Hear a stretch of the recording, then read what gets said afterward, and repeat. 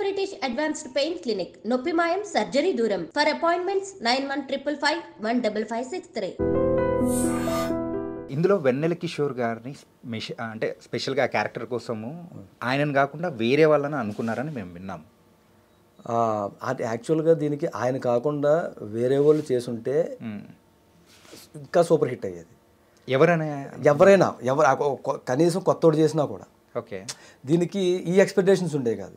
ఇక్కడ మన సినిమాకి విషయానికి వచ్చేసరికి ఏమైందంటే వెన్నెల కిషోర్ గారు అంటే ఆయన నుంచి సాధ్యమైనంత వరకు ఆ కామెడీ ఆ కైండ్ ఆఫ్ ఎంటర్టైన్మెంటే మనం ఎక్స్పెక్ట్ చేస్తాం. సో ఆయన ఉన్నాడు అనేసరికి గత సినిమాల్లో ఆయన నిలబెట్టిన ఆయన కామెడీతో నిలబెట్టిన ఏదైతే ఉన్నాయో అది ఊహించుకుని వచ్చేసరికి అంత ఉండదు. అది ఒక 35% మాత్రమే ఉంటుంది ఫస్ట్ అందులో. ఓకే, సో ఆయన శ్రీకాకుళం స్టైలు ఆయన ట్రై చేశారు, ఆయన బెస్ట్ ఇచ్చారు, అంతా ఉన్నా కూడా డిటెక్టివ్ ఏం చేయగలుగుతాడు. సో ఆ కథలోకి వెళ్ళి భాగంలో కామెడీ తగ్గింది, ఫస్ట్ తగ్గింది. అంటే ఎక్కువగా డిటెక్టివ్ సమయంలో ఈవెన్ చంటబ్బాయి మూవీ మనం చూసినా కానీ ఒక్కసారి ఆ కేసులోకి ఎంటర్ అయిన తర్వాత సీరియస్ ఉంటుంది, అదే సీరియస్నెస్ వెళ్ళిపోతుంది. ఇక్కడ కూడా సేమ్ అంతే, సేమ్ అండి, ఖచ్చితంగా కరెక్ట్గా చెప్పారు మీరు. ఇది కూడా చంటబ్బాయిలో ఎంత పార్ట్ ఉంటుందో అంత పార్టే కామెడీ ఉంటుంది దీంట్లో కూడా.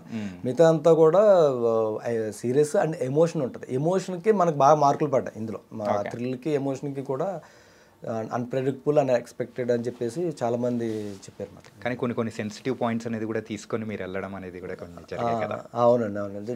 కానీ బాగుంది స్క్రీన్ ప్లే సైడ్ కానీ మంచి థ్రిల్ వచ్చింది అని చెప్పేసి ఎక్కువ మంది చెప్తున్నారు. ఒక డిఫరెంట్ ఫీల్ రావడానికి ఆ సెన్సిటివ్ పాయింట్ ఇంకా బాగా ఉపయోగపడింది. అవునండి, నిజంగా. అందుకే ఇప్పుడు నాకు వచ్చిన యాక్చువల్గా వేరే ఫ్రెండ్ ద్వారా ఒక ప్రొడ్యూసర్ ఫోన్ చేశారు. నాకు బాగా నచ్చి అసలు యాక్చువల్గా డైరెక్టర్ని ఎవరు చూస్ చేసుకుందాం అన్న కొంచెం చిన్న కన్ఫ్యూజన్లో జరుగుతుంది ఒక చోట. సో ఇమీడియట్లీ ఇది చూసి వాళ్ళు వెళ్ళారు, థియేటర్కి వెళ్ళారు, ఏఎంబీలోకి వెళ్ళి చూసిన తర్వాత అరే డిఫరెంట్ ఇది ఉంది కదా అని చెప్పేసి ఆయన ఫోన్ చేస్తే నాతో మాట్లాడాడు. అంటారు మీరు చూడక ఆఫీస్కి వస్తే అది ఇది ఉంది మన దగ్గర మేము అనుకుంటున్నాము అంటే వాళ్ళ అంత రెడీ ఉందన్నమాట వాళ్ళది. సార్ నేను చెప్తాను అని చెప్పేసి అన్నాను ఫస్ట్. అంటే ఇది ఎలా ఉంటుందంటే ఒక కథ ఒకరు తయారు చేసేసి అంత రెడీ అయిపోయిన తర్వాత ఆల్రెడీ శోభనం కూడా అయిపోయిన పెళ్లి కూతురుని మళ్ళీ పెళ్లి చేసుకోవడం అనేది ఇబ్బందిగా ఉంటుంది. అంటే తండ్రి ఓకే, అట్లా కాకుండా కొంచెం పర్ఫెక్ట్గా వెళ్దాము, మన కథతోనే వెళ్దామనే ఉద్దేశంతో. ఏంటంటే ఆ సెన్సిటివ్ పాయింట్ గురించి ఇక్కడ రివీల్ చేసామంటే థియేటర్కి వెళ్ళే వాళ్ళు కూడా వెళ్ళరని చెప్పేసి ఉద్దేశంతో నేను మెన్షన్ చేయలేదు. దయచేసి చెప్పకండి, అది నేను చెప్పలేదు సార్, అది చేయను కూడా. ఓకే సార్, యాక్చువల్గా మీరు రైటర్ మోహన్గా మీకు నేమ్ అనేది ఎలా వచ్చింది సార్? ఇది అంటే ఇది చాలామందికి ఇదే అంటున్నారండి. అసలు నీకు చాలామంది క్యాస్ట్ పెట్టుకుంటారు, లేదా ఇంటి పేరు పెట్టుకుంటారు, ఇంటి పేరుని బట్టి పెట్టుకుంటారు కదా అనేది. అది అందరికీ తెలుసండి. క్యాస్ట్ మనం చెప్పకపోయినా వెనక రెడీగా కనుక్కుంటూ ఉంటారు. సో అది క్లియరు, తెలిసేది అట్లా తెలుస్తుంది. సో మాకు ఈ ఇయర్ దగ్గర ఎక్కువ మంది రైటర్స్ ఒక 8 మంది 9 మంది ఉండేవారు, 10 మంది కూడా ఉండేవారు. అలాగే నేను పోసాని కృష్ణమూర్తి గారి దగ్గర కూడా అక్కడ కూడా ఆయనకి శిష్యులు అట్లాగే ఉండేవారు. సో ఎప్పుడైనా పిలిచేటప్పుడు ఈ సెట్లో కానీ లేకపోతే రైటింగ్ డిపార్ట్మెంట్లో కూడా మోహన్ అనగానే ట్రేతో వాటర్ పట్టుకొచ్చి అతని పేరు కూడా మోహనే ఉండే సందర్భాలు ఉన్నాయి. లేకపోతే ఆర్ట్ డిపార్ట్మెంట్లో ఒకళ్ళు ఉన్నారు, అట్లా ఒక్కొక్క డిపార్ట్మెంట్లో ఆ పేరు ఎక్కువ ఉన్నారు ఫస్ట్. సో అప్పుడు పిలిచేటప్పుడు రైటర్ మోహన్ పిల్లండి అన్న తర్వాత ఒక సినిమాకి అనుకోకుండా ఏమైందంటే రచనా సహకారాల్లో డైరెక్షన్ డిపార్ట్మెంట్లో ఒక అసిస్టెంట్ డైరెక్టర్ ఏంటంటే పేర్లు వేస్తారు కదా. అప్పుడు ఈ మొబైల్ అంత యాక్టివ్ ఉండేది కదా, అంటే ఇన్కమ్ అయితే డబ్బులు పడిపోతాయి, చేస్తే డబ్బులు పడిపోతాయి అన్న రోజుల్లో. సో పేరే కదా అని రైటర్ మోహన్ అని వేసేసారు తర్వాత. దాని తర్వాత ముఖ్యంగా నేను రాజశేఖర్ గారు జీవిత గారు సినిమాలకి ఎక్కువ వర్క్ చేశాను అనమాట. ఎవడైతే నాకేంటి దగ్గర నుంచి కూడా వాళ్ళ కుటుంబ సభ్యుడిగానే ఉండేవాడిని, నాకు అంత ఇంపార్టెన్స్ ఇచ్చేవారు. సో ఆ పేరు ఆయనకి చాలా ఇష్టం, మోహన్ అనేది. దాన్ని రైటర్ మోహన్ అని రాజశేఖర్ గారు పెట్టారు. ఇట్లా పెడితే ఆయన దానికి ఇంకో సలహా కూడా ఇచ్చారు. ఇప్పుడు ఏమవుతుందంటే కింద టైటిల్స్ ఉంటాయి కదా, టైటిల్స్ అయిపోయేటప్పుడు ప్రతి ఒక్కరికి ఒక డిపార్ట్మెంట్ వేసి వీళ్ళని తెలుస్తూ ఉంటుంది. నీకు అవసరం లేదు, ఫస్ట్ ఇది వేసేస్తే డిపార్ట్మెంట్ పేరు వేయకపోయినా పర్లేదు, ఎవరు తెలిసినా తెలియకపోయినా రైటర్ మోహన్ అనేవాడు మెయిన్ తెలుస్తుంది. ఇప్పుడు బాగా అదే ఫేమస్ అయిపోయింది. అది తెలుస్తుంది. ఇప్పుడు కెమెరా పలానా వాళ్ళ పేరు, లేకపోతే ఆర్ట్ ఇలా ప్రొడక్షన్ డిజైన్ ఇట్లా పేర్లు ఉంటుంది. నీకు అవసరం లేదు ముందు వేయకుండా రైటర్ మోహన్ అని మామూలుగా పేరు వేసేసినా సరిపోద్ది, లేకపోతే డైలాగ్స్ రైటర్ మోహన్ అని వేసినా సరిపోతుంది. ఫస్ట్ నీకు అది పైగా మాకు ఎప్పటి నుంచో ఒక చిన్న పాజిటివ్ వైబ్స్ ఉంది. ఎయిటర్ మోహన్ గారు అప్పట్లో ఒక రన్ అవుతూ వచ్చింది. తర్వాత తమిళ్లో ఒక క్రేజీ మోహన్ అని చెప్పేసి ఒక ట్రెండ్ సెటర్ ఒక ఆయన ఉన్నారు. సో ఇది ఇండస్ట్రీ ఓన్ చేసుకునే పేరు అనమాట. మన ఇంట్లో బుజ్జి, చిన్ని, నాన్న ఇలాంటి పేరు ఎలాగైతే ఉందో అంటే ఎబ్బెట్టుగా ఉండదు. ఫస్ట్ నువ్వు అది కంటిన్యూ చెయ్యి, దీనివల్ల నీకు ఒక పాజిటివ్ వైబ్రేషన్ వస్తుంది అన్నారు. ఆయన అన్నట్టుగానే జరిగింది.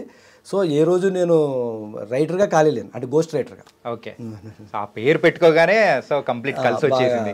అండ్ ఈ షెర్లాక్ హోమ్స్ మూవీతో కూడా మా అందరికి ఇంకా బాగా ఒక డైరెక్టర్గా బాగా దగ్గర బాగా అంటే మామూలు శ్రీనివాసరావు, వెంకటరావు, సుబ్బారావు అని పెట్టుకుంటే అందరితో పాటు అంటే కౌరవుల్లో 98, 99, 78 పేర్లు మనకి ఎలా గుర్తుండదో అట్లా వెళ్ళిపోతున్నాను.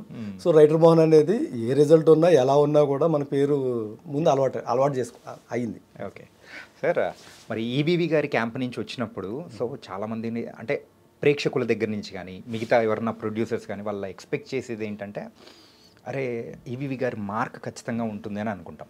కాకపోతే మీరు మీ మూవీస్లో కానీ మీ రైటింగ్లో కానీ ఆయన మార్క్ ఏముందని అనుకుంటున్నారు?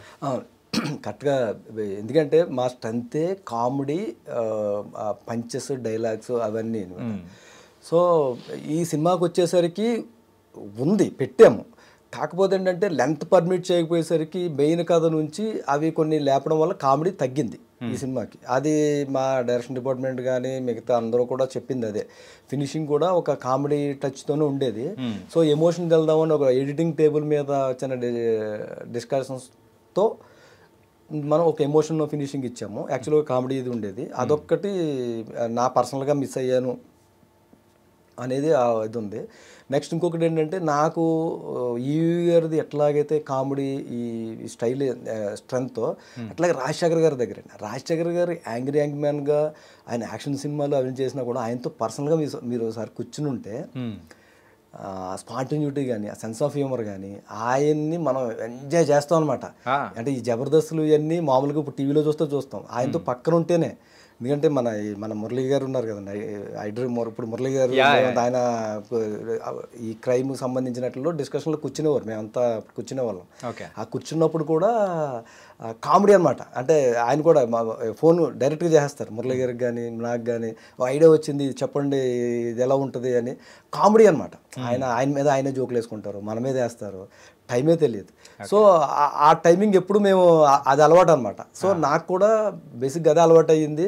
నా స్ట్రెంగ్త్ కూడా ఆ కామెడీ అండ్ ఎమోషన్ అనేది ఇంకా యూనివర్స్ లేదు. ఎందుకంటే మనం ప్రేమించిన అమ్మాయి అవ్వచ్చు, భార్య అవ్వచ్చు, అమ్మ అవ్వచ్చు, నాన్న అవ్వచ్చు, చెల్లి అవ్వచ్చు, అక్క అవ్వచ్చు, ఏదైనా కూడా, లేదా ఇండియా అవ్వచ్చు, మన ఊరు అవ్వచ్చు, ప్రతిదీ ఎమోషనే కదా. ఎమోషన్ లేని మనిషి అంటూ ఉండరు కాబట్టి సో ఎమోషన్ అనేది పట్టుకుంటా ఇప్పుడు కూడా. అంటే సార్ 2009లో ఎన్నికల ప్రచారం సందర్భంగా రాజశేఖర్ గారు అండ్ జీవిత గారితో కూడా శ్రీకాకుళం వెళ్ళారు కదా.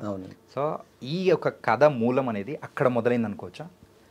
అక్కడ మొదలైంది. అక్కడ ఇది ఎంతండి, ఇది దీనికి సినిమా షూటింగ్ స్టార్ట్ అవ్వడానికి ఒక 3 months ముందే ఒక కాఫీ షాప్ దగ్గర మా అరుణ్ అసోసియేట్తో పిలిచి ఒరే చిన్న ఐడియా వచ్చింది, ఈ మన దగ్గర ఉన్న కథలో ఓకే అయినాయి, కాకపోతే సినిమా తర్వాత 1.5 year డేట్స్, హీరో డేట్స్ అంటే ఓకే అయ్యి ఉన్నాయి, టైం పడుతుంది.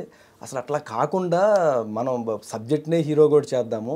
అసలు ఇప్పుడు మీరు ఏదైతే వెన్నెల కిషోర్ గారు ఎలా అనుకున్నారు లేదా వేరే అనుకున్నారు అది కూడా నిజం కాదు. దీనికి ఏంటంటే మా తొక్కలో ఐడియా ఏంటంటే అప్పుడు నిజంగా నవ్వుతారు ఈ ఐడియాకి. అరుణ్తో అన్నమాట, రే ఇప్పుడు అసలు హీరోలో కాకుండా కెమెరానే హీరోగా పెడదాం, ఇంట్రాగేట్ చేద్దాం, కెమెరా పాయింట్ ఆఫ్ వ్యూలో ఇంట్రాగేట్ చేద్దాం, ఆ కెమెరాకి మనోగర్ వాయిస్ ఇద్దాం, అప్పుడు రజనీకాంత్ హీరో అనుకుంటారు, సాయి కుమార్ గారు వాయిస్ ఇద్దాము, రాజశేఖర్ గారు హీరో అనుకుంటారు. సో అట్లా వెళ్దాం రా. అప్పుడు ఏమైపోద్ది అంటే మన సినిమాకి హీరో లేకుండా వాయిస్ని బట్టి ఇప్పుడు మనోగర్ పెట్టారు అనుకోండి, రజనీకాంత్ గారు చేసిన ఫీలింగ్ ఉంటుంది కదా, ప్లానింగ్ పెద్ద ప్లానింగ్, డబ్బింగ్ మాత్రం వాళ్ళకి ఇచ్చి చేద్దాము. అప్పుడు ఏమవుతుంది అంటే ఒక ఇంట్రెస్ట్ క్రియేట్ అవుతుంది. ఒక సాయి కుమార్ గారు డబ్బింగ్ చెప్పారంటే అది రాజశేఖర్ గారు లేకపోతే ఆ రేంజ్ ఆర్టిస్ట్ అన్న ఫీలింగ్ వస్తుంది. ఫస్ట్ వినసొంపుగా ఉంటుంది, శ్రవణానందంగా ఉంటుంది, మనం పాస్ అయిపోతాము. సో ఈ గ్రిప్పింగ్ ఇది ఉంటుంది అని చెప్పేసి మేము డిస్కస్ చేసుకున్నాం. ఇది బాగుంది గురూజీ, అసలు ఇది మంచి ఐడియా ఇది అన్నారు. తర్వాత ఏంటంటే మనం ఏదైతే రాసుకుంటామో పేపర్ మీద కాలక్రమేణా డెవలప్మెంట్ మారుతూ ఉంటుంది కదా. తర్వాత అన్నారు అది మళ్ళీ ఎక్కువ చేసినా కూడా మోనాటిని వచ్చేస్తుంది ఫస్ట్ క్వశ్చనింగ్ లో. అది కొంచెం వరకు అయితే పర్లేదు బాగుంటుంది. సో ఆ లెంత్ పర్మిట్ చేయదన్న తర్వాత ఎట్లా వెళ్దాము, ఎవరైనా వెళ్దాం అనేసరికి అందరిది మిగతా అందరూ కాంబినేషన్ సెట్ అయిపోయినాయి ఆర్టిస్టులు అందరూ, ఈ మెయిన్ క్యారెక్టర్ లేదు. సో అప్పుడు ఏం చేద్దామంటే ఫస్ట్ వచ్చి ఈ వెటకారం ఉండదు, శ్రీకాకుళం లాంగ్వేజ్తోనే ఉంటుంది తప్ప. సరే కిషోర్ గారు నువ్వు సరే అడిగి చూద్దాము అని చెప్పేసి క్యారెక్టర్గా అడిగి చూద్దాం అనేసరికి ఆ డేట్స్ కరెక్ట్గా ఉన్నాయి. 4 days ఫస్ట్ ఇచ్చారు. ఇవ్వడంతో ఈ ఇంట్రగేషన్ ఫినిష్ చేసాం అనమాట. దానికి అప్పుడు మళ్ళీ మార్చుకుని ఆయన స్టైల్, ఎందుకంటే ఆయన పూర్తిగా తెలంగాణ స్లాంగ్ అని. సో ఆయన చెప్తానే ఉన్నారు అంటే నేను భాష నాకు చాలా కష్టమైపోద్ది ఏదంటే ట్రై చేద్దాం సార్ అని చెప్పేసి అనుకున్నాం.